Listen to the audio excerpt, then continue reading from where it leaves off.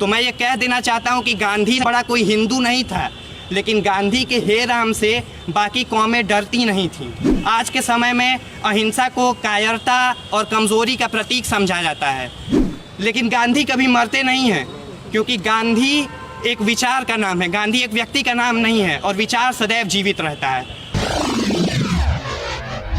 नतीजा ये हुआ कि आधी रात को गांधी जी को रेलवे स्टेशन से बाहर फेंक दिया गया, लेकिन गांधी जी ने उस जख्म को सहलाया नहीं, उसे कुरेदा और उनके अंदर एक हथियार उगाया, सिविल नाफरमानी।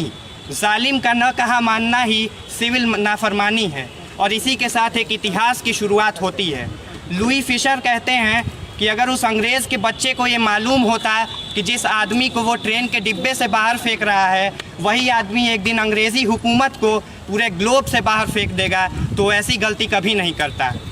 बड़ी अजीब विडंबना है कि गांधी के देश के लोगों ने ही गांधी को सबसे कम पढ़ा व समझा। हैरी पॉटर और चेतन भगत को दिन रात भोर दोपहरी एक करके पढ़ने वाली युवा पीढ़ी अगर गांधी जी को तबीयत से पढ़ दी होती तो आज पीढ़ियों का सबक शायद कुछ और होता, लेकिन हमने ऐसा नहीं किया, और यही कारण है कि आज तमाम फैंसी और फेसबुकिया ज्ञान हमारे पास हो गए हैं।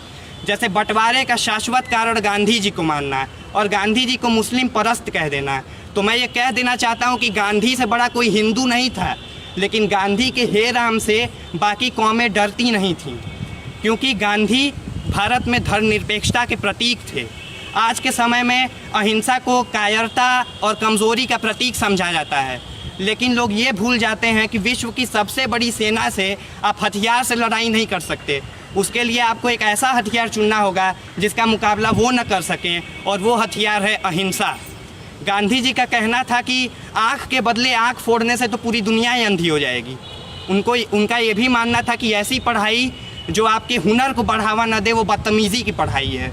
गांधी जी और तमाम नेताओं और सेनानियों के बलिदानों, आंदोलनों और जेल यात्राओं के फलस्वरूप 15 अगस्त सन 1947 को हमें आज़ादी मिली, और हम देशवासी गांधी जी को इतना चाहते थे कि अगले ही वर्ष उन्हें 3 गोलियां मारकर उनकी यही समाधि बना दी।